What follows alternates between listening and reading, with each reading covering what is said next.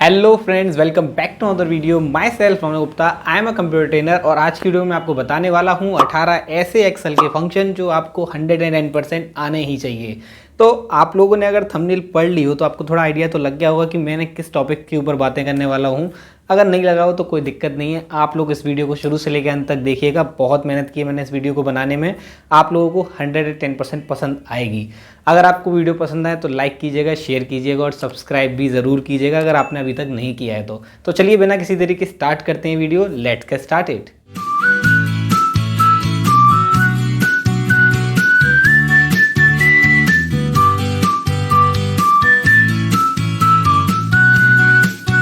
18 function में से सबसे पहला फंक्शन मैंने रखा है इवन फंक्शन। आप लोगों को पता होना चाहिए कि इवन फंक्शन क्या काम करता है। देखिए यहाँ पे मैंने कुछ वैल्यूज पुट की हुई हैं, 5000, 1201, 960, 603। आप लोगों को क्या करना है, इसको बस खाली इवन बनाना है। आप लोगों को दिख रहा होगा this is the even number, this is the odd number. आपको करना क्या है, सिर्फ इवन पुट करना है, ब्रैकेट ओपन करना है, then select your cell address, then close the bracket, then enter. आप लोग देख सकते हैं यहाँ 5000 को 5000 ही रहने दिया क्योंकि ये ऑलरेडी इवन नंबर है। अगर आप ड्रैग एंड ड्रॉप करके देखें तो सारे के सारे नंबर जो ऑड थे वो इवन बन चुके होंगे, यानी कि 1201 एक ऑड नंबर था, यहाँ पे इवन बन चुका है। ऐसे ही 603 एक ऑड नंबर था तो 604 एक इवन नंबर बन चुका है। तो आप लोगों को समझ में आ गया होगा कि इवन फंक्शन हमारे ऑड्स नंबर को इवन बनाता है। चलिए सेकंड टॉपिक की तरफ बढ़ते हैं। सेकंड टॉपिक में मैंने रखा है ऑड फंक्शन। बच्चों जैसे आपने इवन लगाया था ना, वैसे ही आपको ऑड लगाना आना चाहिए। जैसे आप देख सकते हैं, this is the number which is even, this is the number which is odd, this is the number also even, this is the number also even. आपको करना क्या है, बस खाली ऑड नंबर बनाना है।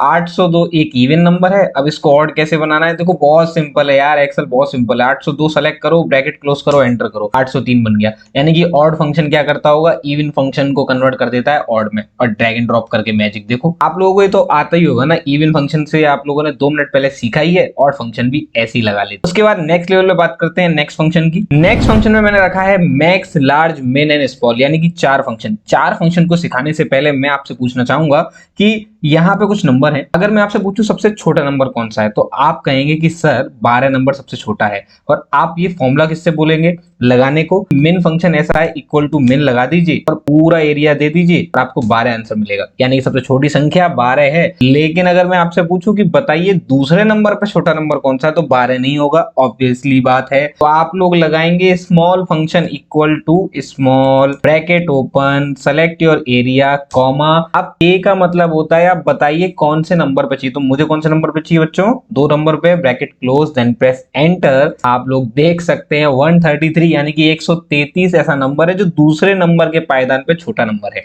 आप लोगों को ये भी चाहिए होता है कभी कभी, तो इस फंक्शन को पुट करके अब मैं क्या करता हूं, सबसे पहले इसके अंदर चेंज करके देखता हूं कि तीसरे नंबर पे बताओ कौन सा नंबर पे। तीसरे नंबर पे लिखा, एंटर किया और देखा जो 136 है, जो सबसे छोटा नंबर है। आप लोगों की नॉलेज के लिए बता दूं कि यही काम का उल्टा कर दीजिए आप चुटकियों बजा करके, कि अगर बड़ी संख्या बतानी हो तो कौन सा सबसे बड़ी संख्या है, 5623 मेरी निगाह में है। आप लोग बोलेंगे सर ये तो मैक्स फंक्शन कर सकता है चुटकियों में, ठीक है लेते हैं, ये दे लीजिए cell address, bracket close, enter. 5623 बिल्कुल करेक्ट आंसर है। लेकिन मैं फिर बोलता हूँ ये पहले पायदान पे है, मैं तीसरे पायदान पे, दूसरे पायदान पे, 10वें पे, 12वें पे ऐसे पूछूं तो करोगे क्या, तो लगाएंगे फंक्शन मैक्स नहीं लार्ज। आप लार्ज फंक्शन लगा दीजिए, select your cell address, comma. A का मतलब है आप बताइए कौन से नंबर बताऊं। मैं पूछता हूं आपसे चौथे नंबर पे, चलिए चौथे नंबर बताइए। आपको कुछ नहीं ढूंढने की आवश्यकता है, लार्ज फंक्शन आपके लिए ढूंढ के लाके देगा। 980 ऐसा एक नंबर है जो चौथे नंबर पे बड़ी संख्या है इस एरिया में से। आई होपफुली वीडियो आपको काफी पसंद आ रहा होगा। अगर ये मेरा कोशिश, मेरी वीडियोस आपको पसंद आ रही हैं तो इस वीडियो को अभी के अभी लाइक कीजिए। नेक्स्ट टॉपिक की तरफ बढ़ते हैं। नेक्स्ट फंक्शन पे रखा हुआ है मैंने फाइंड फंक्शन को। फाइंड फंक्शन में आप देख सकते हैं यहाँ पे मैंने कुछ वेबसाइट्स लिखी हुई हैं। वेबसाइट में पहली वेबसाइट मेरी खुद की वेबसाइट है ronagupta.com, जहाँ पे मैं ब्लॉगिंग करता हूँ। दूसरी वेबसाइट है uci.com जो हमारी कोचिंग की ऑफिशियल वेबसाइट है, जहाँ पे आपको बहुत सारे नोट्स मिलते हैं, आप लोग जाके विजिट कर सकते हैं। सबसे पहले फाइंड फंक्शन के बारे में बताना चाहूँ तो फाइंड फंक्शन करता क्या है, ढूंढ के निकालता है कि वैल्यू आपकी कौन से नंबर पे बैठी है। आप लोग देख सकते हैं यहाँ पे मैंने ए लिखा हुआ है। ए अगर मुझे गिनवाना हो कि इस टेक्स्ट में कौन से नंबर पे बैठा हुआ है,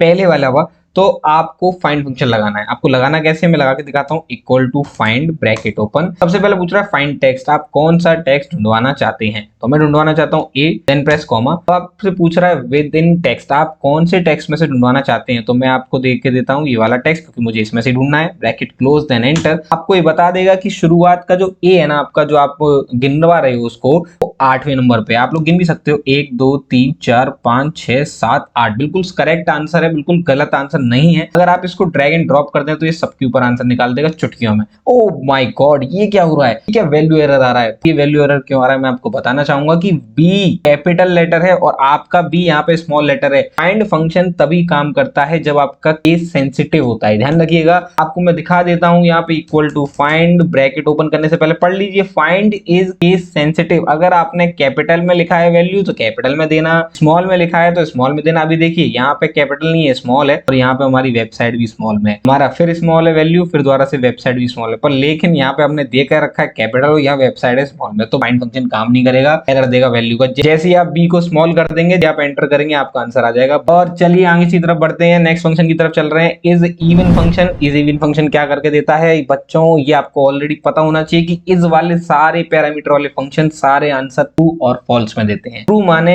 कि आप जो बात कहना चाह रहे हैं, करवाना चाहते हैं या फंक्शन लगवाना चाहते हैं, वो सब बातें सच हैं, और अगर फॉल्स आता है तो वो बात गलत है, वो उस पे अप्लाई नहीं हो रही। एग्जाम्पल के लिए इज इवन, क्या वो संख्या इवन है, आंसर ट्रू में आएगा या फॉल्स में आएगा। जैसे एग्जाम्पल 802, इज इट इवन और नॉट। अगर आपको बता दूं तो इवन है ये, तो आंसर क्या आएगा आप पहले सोच के बता चुके होंगे, मुझे लगाने की जरूरत भी नहीं होती। मैं 802 का सेलेक्टर देता हूं एंड एंटर।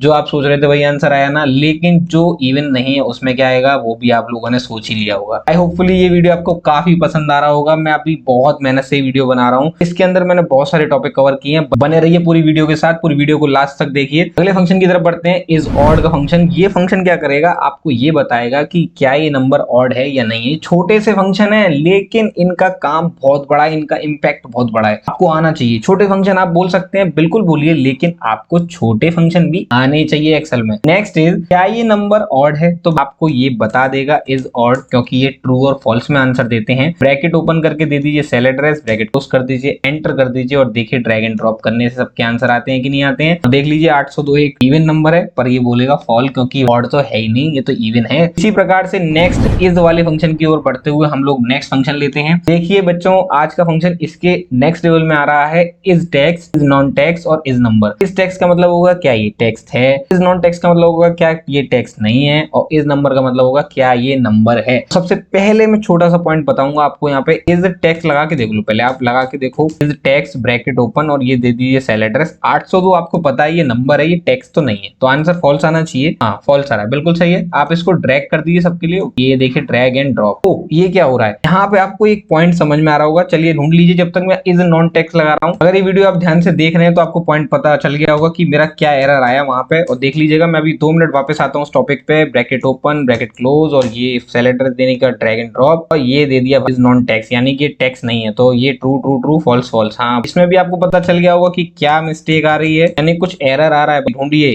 क्या ये नंबर है 802, एंटर। हाँ भाई ट्रू ये नंबर है, ड्रैग एंड ड्रॉप देख लीजिए, ट्रू ट्रू, यानी कि ओ माय गॉड आपको ये पता चल गया। चलिए अच्छी बात है, पता चल गया। 600 एक नंबर है मेरी निगाह में, लेकिन ये क्या कह रहा है, इज टेक्स्ट, ये ट्रू बोल रहा है यानी कि ये टेक्स्ट है, और ये इज नॉन टेक्स्ट फॉल्स बोल रहा है, क्या ये टेक्स्ट नहीं है। और ये क्या कह रहा है, इज नंबर फॉल्स, यानी कि ये नंबर नहीं है और मेरी निगाह में नंबर है। क्या चक्कर है, सबसे पहले आपकी आंखों का धोखा मिटाता हूँ। यहाँ पे 802 पे F2 दबाइए, F2 दबाएंगे, देखिए ध्यान से 802 बिल्कुल सही लिखा है, लेकिन 802 की जगह 600 पे जाइए, F2 दबाइए। ध्यान से देखिए एक सिंगल कोटेशन लगा हुआ है यहाँ पे। सिंगल कोटेशन जब भी किसी नंबर के आगे लगा दिया जाता है ना, तो एंटर प्रेस करने पे वो टेक्स्ट बन जाता है। ये आपको नॉलेज नहीं थी तो मैंने दे दी, और एक और नॉलेज देता हूँ इसी के साथ में। आप लोग जैसे पुट करते होंगे जीरो किसी बिफोर द नंबर, आप जीरो पुट करना है, एंटर करके देखिए नहीं होगा, बिल्कुल नहीं होगा। आप जीरो पुट करके देखिए नहीं होगा। ये तो पॉइंट आ गया, सॉरी ये पॉइंट पढ़ते हैं, ये नहीं हो रहा है, पुट ही नहीं हो रहा। तो भाई ये कैसे संभव है, तो मैं आपको बताता हूँ ये काम ऐसे संभव है। आप सिंगल कोटेशन लगाइए और जीरो पुट कर दीजिए, एंटर, आपका काम संभव है। मैंने बोला ना ये टेक्स्ट बन जाता है। और टेक्स्ट का देखो एक पॉइंट और बता देता हूँ, गोल्डन पॉइंट बहुत बड़ा।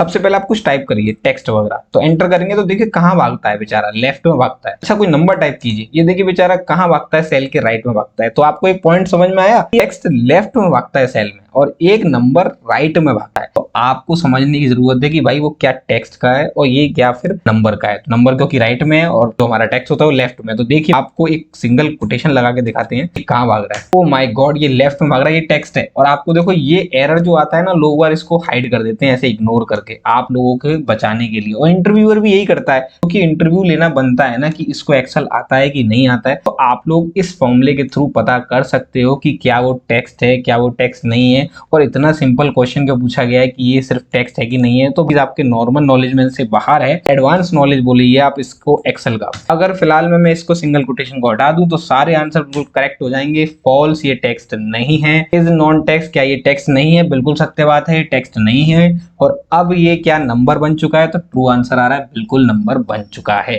चलिए नेक्स्ट फंक्शन की तरफ बढ़ते हैं जिसका नाम है इज लॉजिकल। लॉजिकल बच्चों क्या होता है? लॉजिकल का मतलब होता है एक्सेल की निगाहों में ग्रेटर देन यानी कि लेस देन, इक्वल टू, ये सब चीजें बातें कहीं जाएं तो वो लॉजिकल हो जाती हैं। और ये फॉर्मूले लॉजिकल नहीं होते, वो लॉजिकल फॉर्मूले की कंडीशंस होती हैं। एग्जांपल इज, यहाँ पे लिखा है 802, 509, 600, 1911 ऐसे करके लिखा है। मैंने कहा इक्वल टू, क्या ये सेल एड्रेस इक्वल टू 802 है? मैंने पूछा एक्सेल से क्या ये सेल एड्रेस इक्वल टू 802 है, क्या 802 के बराबर है? तो आप लोगों को भी पता है कि वो 802 ही है। तो आंसर ट्रू आएगा या फॉल्स आएगा? आप खुद देख के बताइए, सोच के बताइए। सही सोच रहे हैं आप लोग? ट्रू आएगा, बिल्कुल सही बात है, क्योंकि लॉजिकल बात की गई है ना मैंने। अब मैं लॉजिकल फंक्शन से पूछता हूँ, क्या ये लॉजिकल बात की गई है?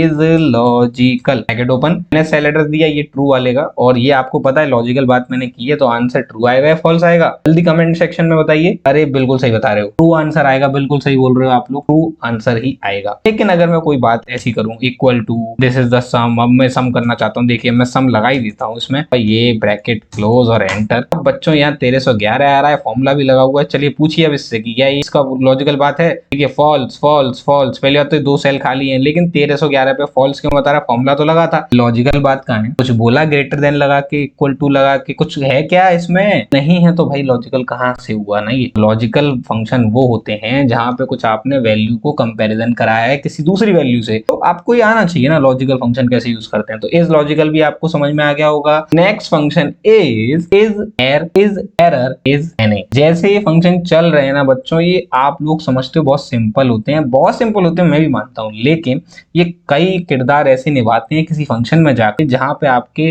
जो बड़ी क्रिटिकल सिचुएशन होती है ना, उसको सिंप्लीफाई कर देते हैं। तो ये चीज आपको वहां पे भूल जाते हो आप। यहाँ पे आप लोग इसको पहले छोटे सिरे से समझ लीजिए, फिर उसका आपको कहीं दिक्कत नहीं पड़ेगी। Next is error, is NA और इज एर। ये कहाँ क्या काम करेंगे? तो पहले देखिए, सबसे पहले मैं आपको बता दूं, इक्वल टू इज एर लगाइए। तो आप यहाँ पढ़िए क्या लिखा हुआ है। Check whether a value is error, value error, reference error, division error, number error, name error, null error. और एक्सक्लूडिंग एनए कहता है कि मैं सारे एररों को काउंट करता हूं, लेकिन एनए के एरर को नहीं काउंट करता। अगर मैं टैब दबाऊं और इसको ये दूं कि क्या ये नेम एरर है और ब्रैकेट क्लोज करूं, तो आप सब लोगों को पता है ना ये नेम एरर को गिनता है। तो एंटर करने पे क्या आंसर आएगा? लेकिन आप अब लगाइए इज एरर फंक्शन। अब आप इसको पढ़ सकते हैं कि किन को गिनता है। एनए, वैल्यू, रेफरेंस, डिवीजन, नम और नेम और नोट, ये सबको गिनता है। ये सारे एरर को काउंट करता है। कंपैरिजन टू अदर सारे फंक्शन आते हैं इसमें, एनए भी आता है जो वो नहीं गिन रहा था। तो अगर आप इसको काउंट करवाते हैं कि ये वैल्यू क्या एरर में आती है, ये एरर है, तो भाई एरर है, तो ये भी ट्रू बोलेगा। लेकिन अगर मैं इज एनए को बोलूं तो आप लोगों को तो आइडिया लग ही गया होगा कि इज एनए क्या करेगा। भाई वो एनए का एरर होगा तो ट्रू बोलेगा ना, अगर एनए का एरर है ही नहीं तो फिर ट्रू क्यों बोलेगा? इक्वल टू इज एनए लगाओ और ब्रैकेट ओपन करो और चेक करवाओ क्या ये एनए का एरर है। पहली बात तो ये मेरी निगाह में एनए का एरर है ही नहीं, तो आंसर ट्रू नहीं आना चाहिए, फॉल्स आना चाहिए। हाँ बिल्कुल सही बात। अब ध्यान से देखिएगा, हमने एनए का एरर कैसे लगाया है। मैं F2 दबा के दिखाता हूँ। तो देखिए आपको मैं दबा के दिखा रहा हूँ, मैंने लिखा है इक्वल टू इज और देन एंटर कर दिया, तो एनए का एरर आ गया। लेकिन मैंने नेम का एरर खुद ही बना दिया है, यहाँ मैंने क्वेश्चन मार्क वगैरह कुछ नहीं लगाया। और देखिए मैंने सिर्फ लिखा है हैश नेम। अब देखते हैं ये क्या बोलते हैं तीनों फंक्शन। अब ये ड्रैग किए, सू सा सी, सू सा और ठा। भाई साहब ये आई फॉल्स फॉल्स फॉल्स। ये कह रहा है ये एनए की एरर नहीं है, ये नेम के एरर भी नहीं है, ये कोई एरर ही नहीं है, ये फॉल्स बता रहा है। तो भैया फॉल्स का मतलब आप लोगों को मैं बता दूं, ये क्वेश्चन मार्क यहाँ पे नहीं लगा है। और ये एरर कैसे आया था F2 दबा के? इज वाले से। ये देखिए यहाँ पे एरर को बना देते हैं पूरा क्वेश्चन मार्क लगा के, देन प्रेस एंटर। देखिए बाबूजी, एर फंक्शन और एरर फंक्शन दोनों ट्रू बोल रहे हैं। आप लोग देख सकते हैं एरर में बस एक मिस्टेक थी, क्वेश्चन मार्क नहीं लगा था। तो आप लोग भी ये दिमाग में बैठा लीजिए कि अगर एरर आता है ना, तो पूरा एरर आपको डिफाइंड माइंड में भी होना चाहिए एक्सेल का, कि यार ये नेम लिखा है सिर्फ हैश लगा के, नहीं होता है, क्वेश्चन मार्क होता है नेम के एरर में, और बाकी सब के एररों में एक्सक्लेमेशन मार्क होता है। तो एक्सक्लेमेशन मार्क आपका होना चाहिए। अब ध्यान से देखिए, वैल्यू का एरर है, आपको दिख रहा है, मैंने ये हाथ से टाइप किया हुआ है। उसके बाद मैंने नीचे वाले में क्या लगाया हुआ है, क्या ये इक्वल टू 50 है, तो ये सबको पता है 50 नहीं है, ये तो वैल्यू है। एंटर करने पे देखिए एरर आ गया और उसने ट्रू ट्रू बता दिया, और ये तो फॉल्स ही बताएगा क्योंकि एनए का एरर है नहीं। चलिए आपको अब एनए का एरर लगा के दिखाते हैं प्रैक्टिकली। F2 दबाते हैं, यहाँ लगाते हैं एनए और स्लैश में लगाइएगा एनए, और कोई मार्क नहीं आता है बच्चों एनए में। एनए में कोई मार्क नहीं लगाना है। देखिए एंटर करके क्या होने वाला है, 1 2 3 गो। देखिए इस एरर कह रहा है मैं इसको नहीं जानता, मैं नहीं जानता भाई ये एनए कौन है। इस एरर कह रहा है मैं इसको जानता हूं, ये एनए का एरर है। और इस एनए भी कह रहा है कि मैं इसको जानता हूं कि ये मेरा भाई है। भाई ये तो मेरे को जानता हूं कि ये मेरा ही भाई है। समझ में आ गया ना। इज एरर इज एनए क्या करता है, इज एर फंक्शन एनए को छोड़ के सारे एरर को काउंट करता है। इज एरर सारे एरर को काउंट करता है, सारे एनए को भी काउंट करता है। और इज एनए क्या करता है, सिर्फ और सिर्फ एनए को ही काउंट करेगा, बाकी सबको नहीं करेगा। चलिए नेक्स्ट टॉपिक की तरफ बढ़ते हैं। नेक्स्ट टॉपिक है इज ब्लैंक। और इज ब्लैंक का जैसे उसका नाम है वैसे उसका काम है। वो कहता है क्या वो सेल एड्रेस खाली है, तो आप लोगों को दिख रहा होगा मैंने 3 सेल एड्रेस खाली छोड़े हुए हैं, और यहाँ पे एक सेल एड्रेस है जिसमें नंबर डाला हुआ है। तो चलिए लगाते हैं equal two is blank bracket open. सबसे पहले सेल एड्रेस देते हैं और बेस व्हाट, क्या आंसर आने वाला है जल्दी बताइए सब लोग। ट्रू आएगा या फॉल्स आएगा, ये भरा हुआ है ना, फॉल्स आएगा ना, बिल्कुल सही आंसर है, फॉल्स ही आएगा। लेकिन क्या मैं इनको ड्रैग कर दूं, सबके ऊपर फॉल्स आना चाहिए ना, नहीं, तीनों पे ट्रू आना चाहिए, इस पे फॉल्स आना चाहिए, क्योंकि यही तो भरा हुआ है, ये तीनों तो खाली है ना। तो चलिए देखते हैं। ओह ये क्या कह रहा है, ये तो ट्रू आंसर दे रहा है और ये दोनों फॉल्स दे रहा है। ये क्या कह रहा है भाई, ये खाली है, हाँ ये तो खाली है, पर ये दोनों भरे हुए हैं। देखिए सबसे पहले यहाँ पे हम समझते हैं कि ये फॉल्स क्यों आ रहा है। फॉल्स का मतलब क्या है, यहाँ पे फॉल्स आने का क्या वे हो रहा है भाई, ये भरे हुए तो नहीं लग रहे। तो सबसे पहले मैं आपको दिखा देता हूँ यहाँ पे है क्या मैटर। आप लोग देख सकते हैं यहाँ पे व्हाइट आ रहा है, लेकिन ऊपर की तरफ कुणाल लिखा हुआ है। आप लोगों को एक धोखा मिल रहा है यहाँ पे कि ये व्हाइट कलर में कर दिया है, मैंने किया है। क्यों, क्योंकि कोई भी बंदा सामने वाला सिंपल क्वेश्चन नहीं पूछता, आप लोगों को गुमराह किया जाता है थोड़ा सा ट्रिकी क्वेश्चन के साथ में। तो क्वेश्चन बहुत सिंपल लगता है, ये तो बहुत सिंपल है, ब्लैंक में तो लगा दूंगा, इसको मैं लगा दूंगा। अरे इतना सिंपल नहीं है, थोड़ा सा उसने कुछ रखा है आपके लिए, तभी तो वो पूछ रहा है। नेक्स्ट इज ये नीचे वाले का क्या है, ये क्या मैटर है यहाँ पे। यहाँ तो कुछ भी नहीं दिख रहा, ना कुणाल दिख रहा, ना खाली दिख रहा। क्या यहाँ पे आपको ट्रिक दिखाते हैं, F2 दबा के ध्यान से देखिए। यहाँ पे एक बैक स्पेस दबा करके देखिए, या फिर मैं सेलेक्ट करके दिखाता हूँ। कुछ है, देखिए यहाँ पे कुछ है, स्पेस है, स्पेस। और स्पेस को जैसे आपने बैक स्पेस से हटाया, एंटर, देख लीजिए खाली स्पेस को भी एक्सेल का सेल काउंट करता है बच्चों। तो ब्लैंक सेल एड्रेस तभी माना जाता है जब बिल्कुल खाली हो, कुछ भी नहीं होना। F2 दबा दीजिए, कुछ नहीं आएगा, आप सेलेक्ट करके देखिए कुछ नहीं आएगा, क्योंकि वो खाली हो चुका है। लेकिन अगर आपने 2-3 स्पेस दे दिए तो ये इसकी निगाह में भरा हुआ हो जाता है। तो आप लोगों को नॉलेज पसंद आई हो तो अभी वीडियो को लाइक कर दो, अभी तक लाइक नहीं किया तो लाइक करके जाना। मेरा कंटेंट पसंद आ रहा है तो बिल्कुल लाइक करके जाना। नेक्स्ट लेवल पे लास्ट फंक्शन को लेके चलता हूं, जिसको मैंने रखा है सबसे लास्ट पे 18वें नंबर पे, जिसका नाम है इज रेफरेंस फंक्शन। ये क्या है, ये कई बच्चों ने मुझे कमेंट सेक्शन में पूछा था, मैंने आज इसमें डाला हुआ है।